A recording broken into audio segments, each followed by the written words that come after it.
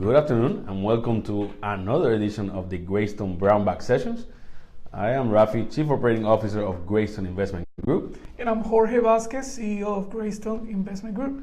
Excellent. And of course, as always, we have the beautiful and today curly Stephanie in the background. Hi, Stephanie. Hello, guys. He's producing and making sure that we look better than normal. Jorge, where can they find us?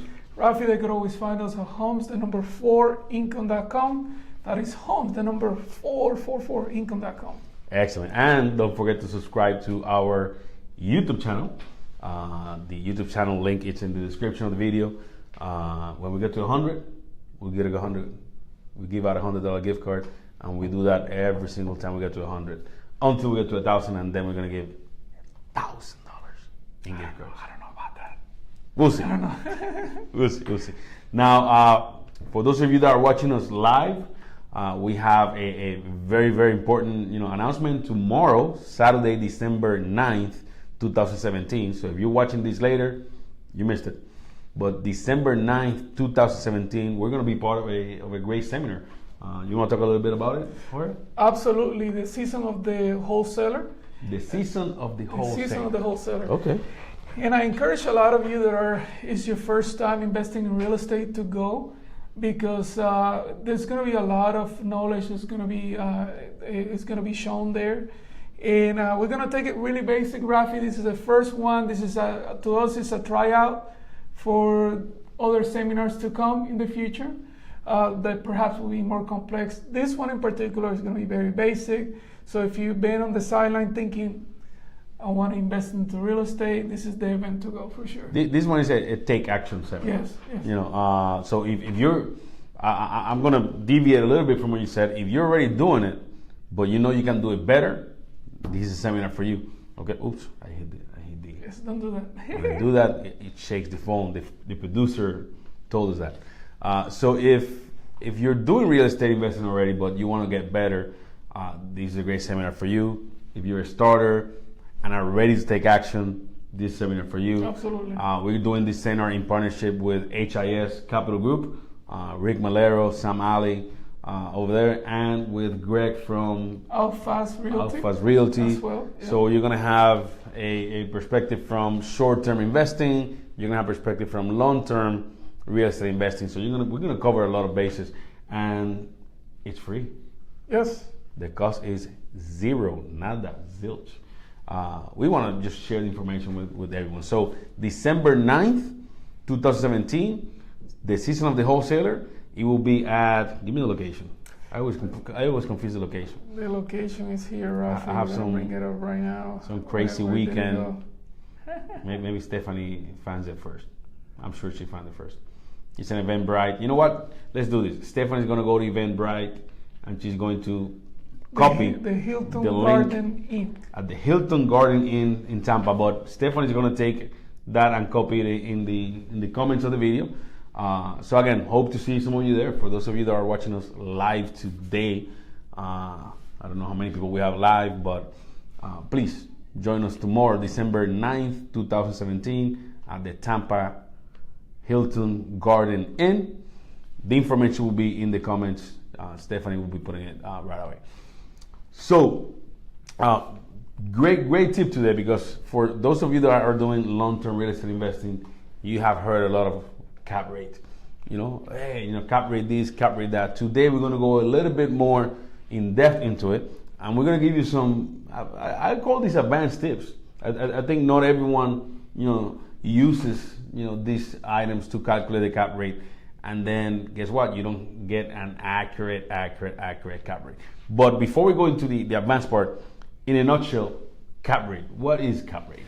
Cap rate illustrates the return you're going to have in that investment, Rafi. Okay. So pretty much just like you get the disclosure on your CD when you open up a CD at the bank, or you open it up. People still open CDs? Sometimes. And you get that disclosure that says 0.001%. Yes.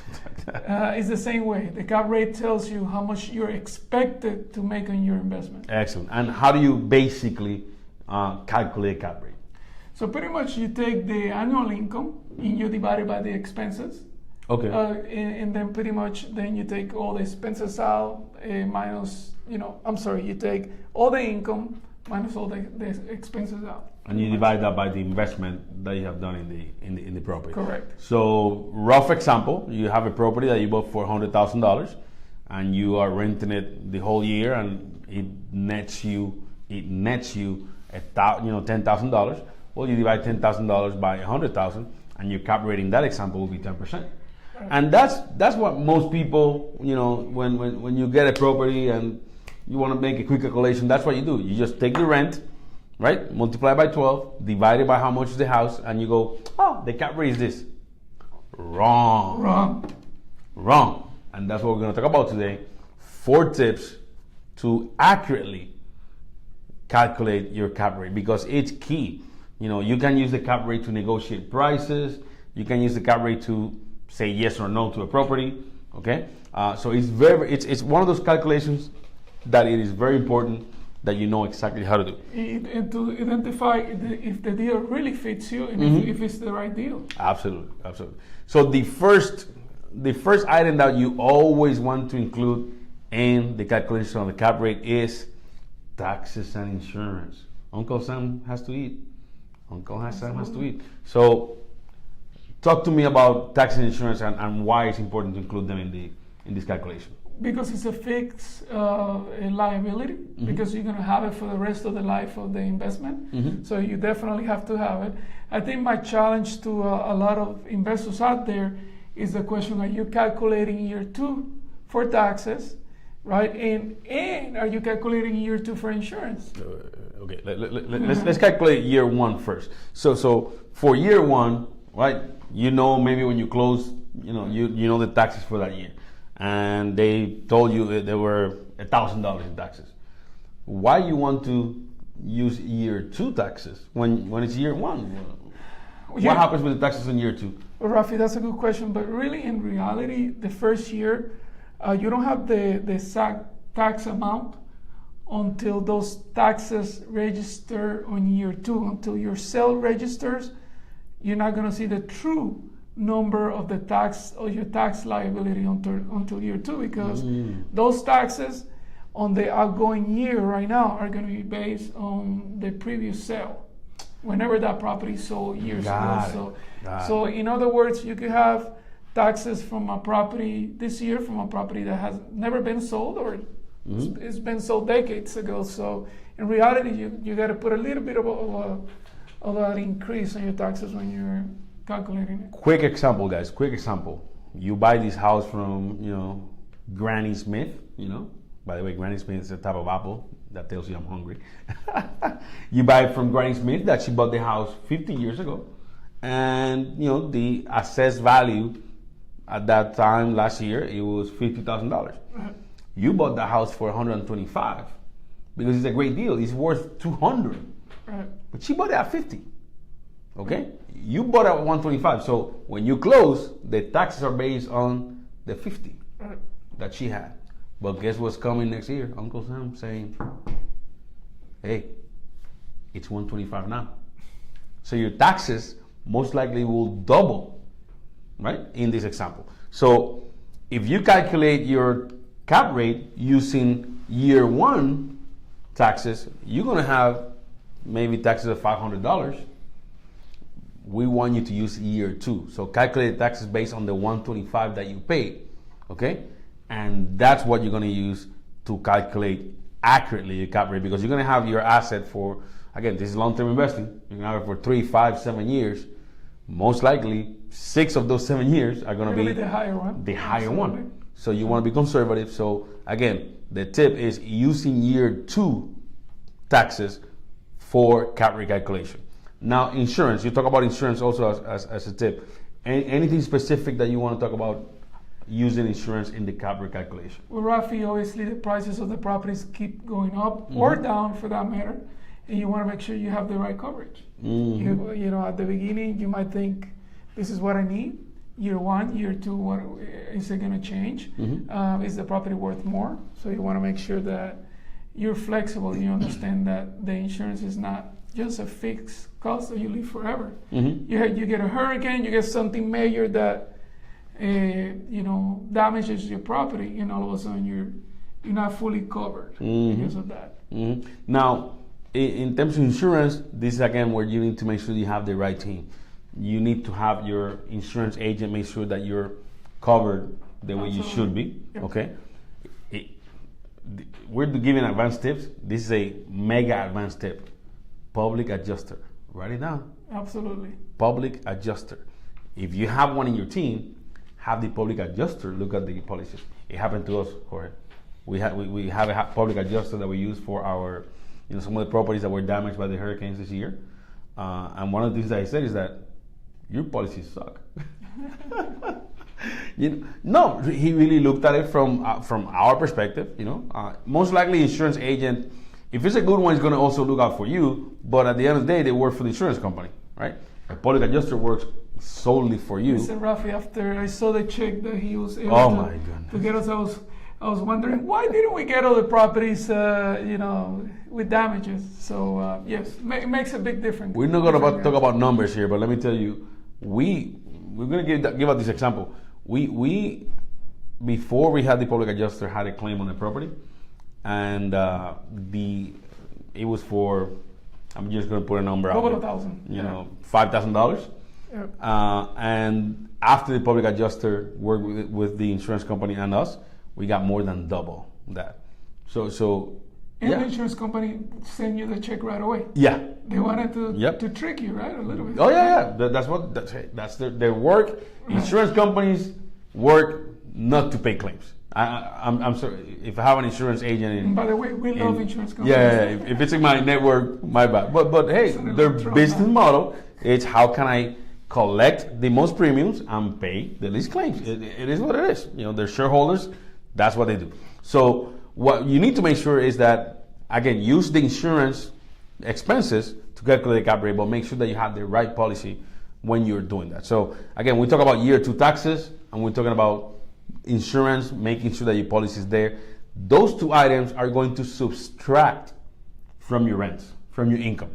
Okay, so if you have, again, $12,000 annual income, let's say, in rents, then you have to subtract whatever you pay year 2 on taxes, whatever you pay on a correct policy from the cap rate calculation, correct? Absolutely. In adjusted policies, Rafi, like you said in the past, if you already did a claim, and by the way, you put a brand new roof, you put a brand new everything, maybe perhaps there's a good time to increase your how do you call it, your deductible. Yep. And lower your premium. Right? Absolutely. So the next item here, let me see. Oh, we have a question. We have our weekly question from Melly James. Is that what it is? Melly James? From Melly James, why are you both wearing sunglasses inside during a live feed? Melly, first, thank you for joining. We really appreciate it. We get these probably once a month. We get the question. Melly, it was a way of, we are in Florida, the sunshine state, and when we started doing these live feeds, it was a way of us, having fun, differentiating ourselves. But like we do always, when they ask a question, for a brief moment, we're gonna take them off. Okay, you ready? 3, 2, 1. This is for you, Melly. This is for you. And by the way, the reason why we do it is because other people don't do it. Yeah, we try to be different, have fun. And I'm sure you've seen a lot of people talking. Nowadays, everybody's on Facebook Live. Mm-hmm. You see these crazy dudes with sunglasses and jackets. What is going on? So we got you. Yep. Thank you, Melly, for the question. I really appreciate it. So Melly's in Tampa too. Awesome, Melly. So I hope that you can join our seminar tomorrow. And actually, if you join our seminar tomorrow, I will make sure that we take a picture with you and without sunglasses. How about that? So we'll do that. I see that Dalia also joined. Hope you get better. I know you're a little bit under the weather, so besitos. So again, back to the tips. The number 1 is making sure that you use year 2 taxes and the correct insurance. The number 2 tip, on how to accurately calculate the cap rate. It's vacancy and maintenance reserves. Expand a little bit on that. Rafi, to make it simple for our audience, is 1 month for vacancy is what we do. In 1 month for maintenance. Vacancy, what is vacancy? Vacancy is the time that you're expected to have the property vacant. That's pretty much how it is. Whether some people say, well, I've had my property vacant for 2 months, or I've never had a vacancy in my property for the past 4 or 5 years. It's just an average. By the way, if it's always occupied, then more for you, more money at the end. Be conservative. For example, you can find what's the vacancy rate in your area. You can ask your property manager. Absolutely. Property manager. I'm stuck, but property manager. You can ask him. And by the way, in Tampa right now, the vacancy rates are pretty low. I would say probably between 3 to 5%. We use 8%. Right? We assume, like he said, 1 month is going to be vacant. But by the way, if you know that the property is going to have repairs that are going to take 2 months, then it should not be 1 month. It should be 2-3 months. Right. Always add a month to it. So talk to your property manager. He should be able to give you that information. But again, that number you subtract from the income. So again, we were talking about a rental that nets you $1,000 a month. Well, guess what? Now instead of $12,000 a year, it's going to be $11,000. So when you're making the calculation now, instead of starting with 12, you start with 11. So 12 minus vacancy, 11 minus taxes and insurance. And I know it sounds like, man, these guys are subtracting. We just want you to have an accurate and conservative cap rate. Absolutely. We prefer for you to estimate 8 and get 9 than the opposite, that estimating 9 and getting 8. Okay? So that's why we talk about it. Now, the next step, this is one that is a doozy. This one is one of those that the first time I saw it, that Jorge, showed it to me, I was like, really? Maintenance reserves. Duh. But at the same time, how many people don't include that in the cap rate? We have seen it countless times. So talk to me about maintenance reserves and how you calculate it and get there. Absolutely. We typically use the same thing, 1 month for reserves. And the reserves and vacancy, they go together. So let's say you have 2 months of both. Sometimes you might use both months for the vacancy, or sometimes you might use the 2 month budget for the repairs. But we typically calculate 1 month. Okay. A lot of people miss it because there's no action from your part at the beginning. It is something that consciously you gotta do, put some money aside, but it's not something you see. It's not something you gotta do. Something about it physically. So, but it's extremely important. You're gonna have to. You're gonna have to. If you don't count for that, then your cap rate is gonna be way lower at the end of the year. Here's another mega advanced tip. We're not giving advanced tips. Mega Advanced tips. Ask your property manager to keep a reserve for you. Okay, I know that Jason Fix from Graystone Real Estate, he does that. He's doing that. Yeah, basically he says, you know what? What's good? He asks you, what's your maintenance reserve for this property? You say $1,000, and basically what he does is that he keeps that on his side, so you don't see it. You don't see it, and it's there for when he needs it. It also speeds up the process of work orders. So if something happens, instead of calling you, hey, I need the money, no, he has it, spits it up. But it doesn't hurt as much. Tenants happy. It doesn't hurt as much. And all that kind of stuff. So mega advanced tip, talk to your property manager and have him collect and keep a maintenance reserve. Now, very important, there's a log. A good property manager has software, that goes into it and has an accurate, log of it. But if he has it, you don't see it. When it happens, you don't feel it. And not only that, he replenishes that. So let's say that you have a maintenance reserve of $1,000 and there was a work order for something that was $150. So the next time the rent comes in, he's going to take that $150 and put it back into reserves and then send you the net. Oh, nice. Okay? So he always keeps $1,000 in reserves. That's, again, mega advanced tip, but it's a great one because from your side, when you see that little amount, going into your book, into your checking account, that's you. You don't have to think, wait, let me put it aside, whatever. Property manager, a good property manager, a great, not good, great property manager can do that for you. So that's a mega advanced tip there on that one. Let's see. Oh, Matt Nagy joined too. Matt from Graystone Acquisitions.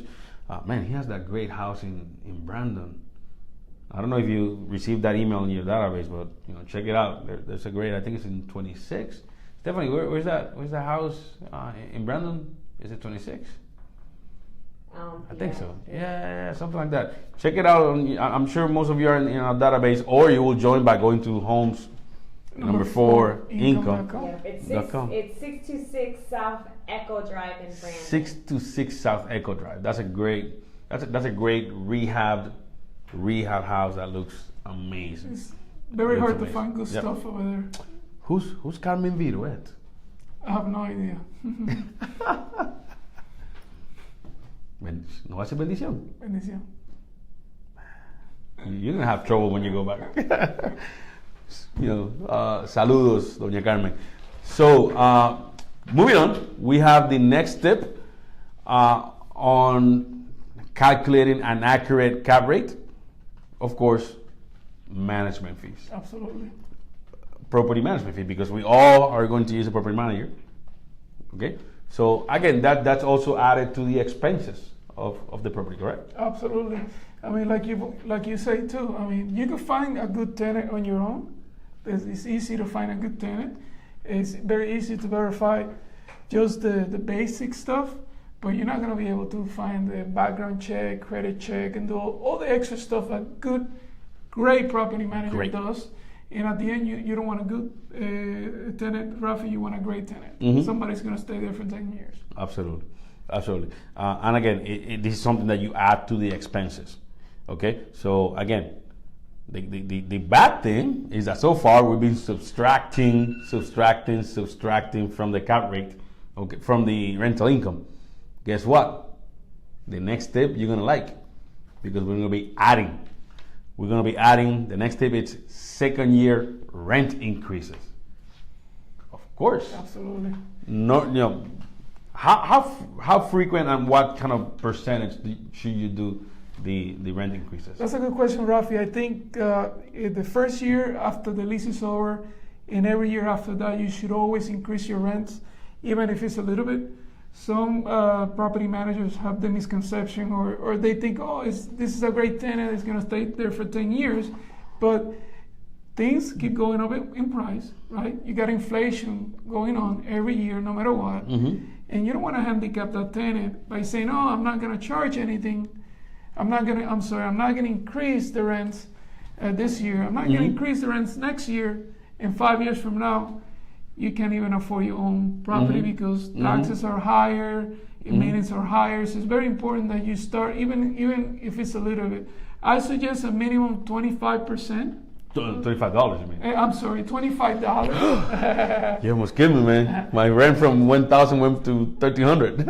or a quarter of a percent. That's what I meant. A quarter of a percent, $25, $50, and then increase it depending on the market as well. I was going to say, look at the market too. If you see a market that is hot, let's put it that way, in terms of rentals, that is going 5-10% every year, then try to match the market. But at the same time, this is where a great property manager will help you, because he knows the situation of the tenant, right? He knows the situation of the tenant. If it's a tenant that is tight and is paying rent, is a good tenant but is barely paying rent, all that kind of stuff, then you have to go, it's a good tenant, is paying on time but is being stretched. How much up do you go? Versus a tenant that you see, hey, he's paying okay, whatever, all that kind of stuff. He's a nurse, a doctor, something like that, and you can then go to market. But I think bottom line, what we are trying to tell you here is make your tenants get used to an annual increase. $10, $25, $50, yep. Make them used to it. Okay? We're not saying, hey, run your good tenants out, because that's not what we want. Vacancy is the biggest expense that a landlord has, so we don't want that. But again, 5, 10, 25, 50, depending on the market, make them get used to getting that. So look at the market, look at the situation where your tenant is at, see how much in reserves you have used for that tenant, see the vacancy, and maybe you could take a little bit of from the vacancy in the repair budget and say, okay, since I'm not getting hit on this too, maybe I could just not increase the rent as much. Right. So for those of you that are math nerds like me, let's go over this very, very quickly. We're gonna have rental income, okay, so just the gross amount of rent that you receive in the year. Everything that's coming in. We're going to subtract the annual amount of insurance to that rent. We're going to subtract year 2 taxes from that rent. We're going to subtract a vacancy allowance. We recommend at least 1 month. We're going to subtract a maintenance reserve. A great property manager will take that out from you. We're going to subtract management fees from that rental income. But then we're going to add second year increases to that number. And all that number that we come up, that net rent income, right? So 12,000 minus 1,000 from taxes, minus 1,000 from insurance, etc. That number, you're gonna divide it by what was the cost of the property, how much was the acquisition cost for that year, and that's gonna give you your cap rate. Okay, so guess what? Most of the time, year 1, the cap rate goes down. You have to, because on that amount that you bought the property, you have to include if you have to repair it. Absolutely. Right. Absolutely. So maybe you bought it for 80, but you have to put 20 on it. So your acquisition cost and your cost to get it rented was 100. Okay. But guess what? Second year, you have much less repairs, and the rental income starts going up, and everything starts looking probably better if you have a great property manager that takes the property to the next level. Absolutely. One of the biggest tips you could get from this video is ask for year 2. What is the cap for year 2? Rather than year 1. Year 1, by the way, Rafi, if you buy a distressed property, you don't know. You have the best intentions of fixing. You put a new AC, new roof, you do all of this, but you never know what's behind the walls until the tenant is there. So a lot of times, don't count on any type of return, anything substantial in year 1. Focus on what is my cap rate on year 2. Year 2. It's going to be more conservative. Excellent. Now again, if you're watching this live, don't forget that tomorrow, December 9th, 2017, we have our seminar that Stephanie put the link to the registration there. It is a free event tomorrow, all day. We're going to be there from 9 to 3, sharing all the knowledge. So please, if you're watching this live, hope to see you there. And Jorge, where can they find us? Rafi, before that, I want to add again. But there's more. I want to push the seminar because there's a lot of people out there looking for the right seminar, especially people that are also starting, that are thinking of investing in real estate, but they're not interested in buying a book. They don't want to be sold anything. We're not going to sell you anything. We want to give back to the community everything that we've learned for the past 20 years. And it's once in a lifetime. After that, I think our seminars will be a little more complex, but this is the time, if you're on to jump in. Your family, friends, anybody that you take action. Take action. Yes. Absolutely. And you can always find us at homes, the number 4, income.com, where you invest. We do the rest. And don't forget to subscribe to our YouTube channel. The link is in the description of the video. It's been a great live session today. I think the information today was awesome. I think it's pretty accurate. If awesome. you take all the steps, you're going to get a more accurate cap rate. Excellent. As always, we're going to thank Stephanie, our producer in the background. Thank you, Stephanie. You're welcome. They want to see her on this side. People are clamoring. We have to come up with one.